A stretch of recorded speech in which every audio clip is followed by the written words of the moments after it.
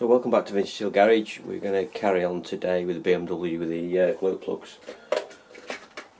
Two new Bosch glow plugs have come, so I'm not using those cheap eBay ones. If you watched the last episode, you'll see the drama I had with those brand new non-working eBay glow plugs. So Bosch plugs going in. I'm going to test the 4 glow plugs before we put them in. And how we do this is basically, you'll see as you turn it on, you'll get the glow plug light come on there. I've just earthed them out, and you can see all 4 of them are glowing there. And what I basically did is there's just a temperature sensor just down here there that you disconnect, so it actually thinks it's frosty and puts the glow plugs on. So that's good. So all I simply need to do now is put all the engine back together, put the manifold back on, fire it up. So it's all back together and running again now.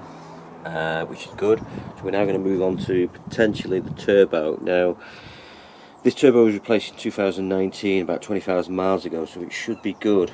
But what I noticed was a lot of oil in the EGR valve here. However, that can happen when the crankcase pressure was high, and I did replace the crankcase breather, which is here, a few weeks ago. So it could just be the residual oil in the pipe, the intercooler, and being pushed in to there. So what I'm going to do is take a look down here, and I've took the inlet pipe off the turbo. See if I can get to a point where you can see in there into the impeller. It's a little bit tricky to get right in there, but let's see what we can do. Right, so that's inside the impeller there, that's on the input from the air. You can see there isn't any scoring. There's a line all the way around, but that's more of a case joint. There isn't any wear. There is, what you will find is side to side play in the shaft, which can be acceptable because it's basically a seal that's floating in oil, so you won't have zero tolerance side to side play. Probably can't get my hands in there at the same time as film. Let me see what I can do.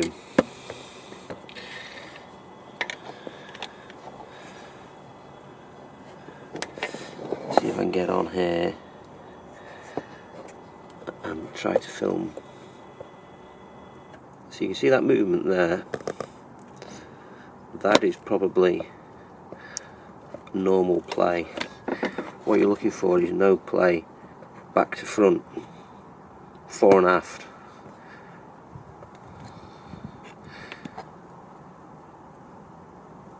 So I think the turbo's okay.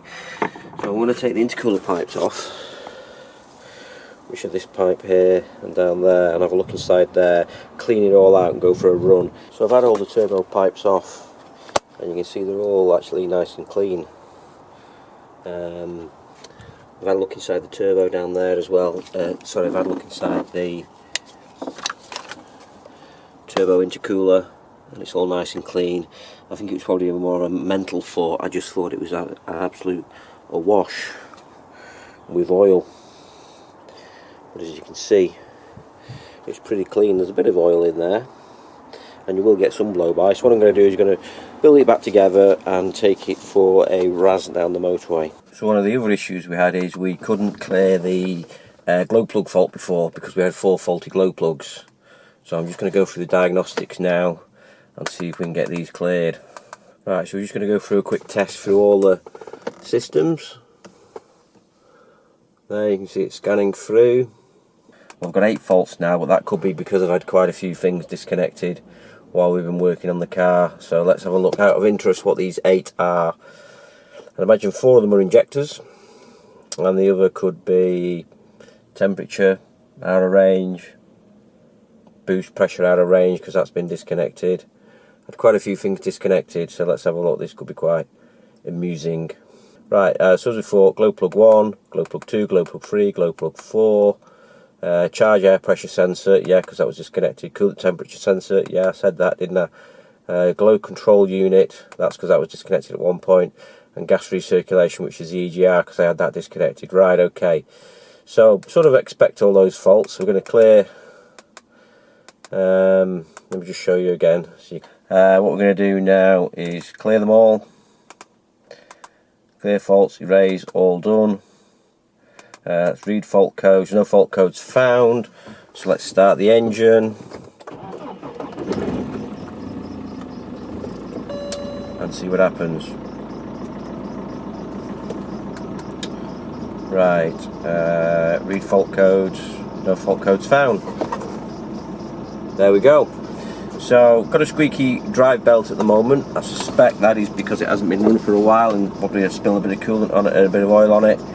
So it sounds like tweeting birds. So I'm going to go for a test run.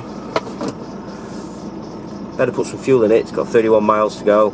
And yeah, give it a blast down the motorway, see how that runs. Okay, just been for a drive and there are no faults on this now. Look, diesel fuel injection. All says pass. So, happy days. No faults on the car. Maybe we need another car with some faults on to work on. Maybe I spoke too soon. So I've been on this test run, no faults on, but I'm still getting a lot of oil in the EGR valve. Look at that. And there is a sort of a palatable smell of burning engine oil. Not smoking out the back, so I do suspect this turbo, because I think the crankcase pressure is good. So I'm going to strip it down, get the turbo off, have a look, and I'll show you how that process goes along. Okay, so in the end I've decided to take the turbo out, so I've got the car jacked up on the quick jacks.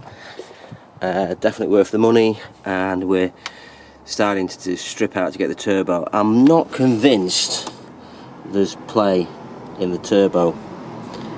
However, there's only so long you can actually just stare at it hoping it's going to work properly. So what I'm doing now is I've undone the V-band on the back, and you can just see there's a socket on there which goes through to here and through 3 holes in the air filter box that take the bolts off the exhaust, take the bolts off through the exhaust manifold and release the turbo. I've then just got the 2 oil lines to take off. So I'm going to get that off, get it on the bench, put up a bit of a fight, but we got the turbo out in the end. I'm going to take this to the reconditioners and see what they say about it, because there's play there if you look, but some of that is acceptable because it's a sort of a floating bearing, and there's no play this way, fore and aft. So I'm a little bit puzzled why it's not been working, or why it's passing oil.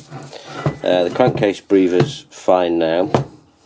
I'm probably just going to make sure all the oil ways are clear and not blocked, so it can get oil in and out. But I'll show you what the hole in the car looks like.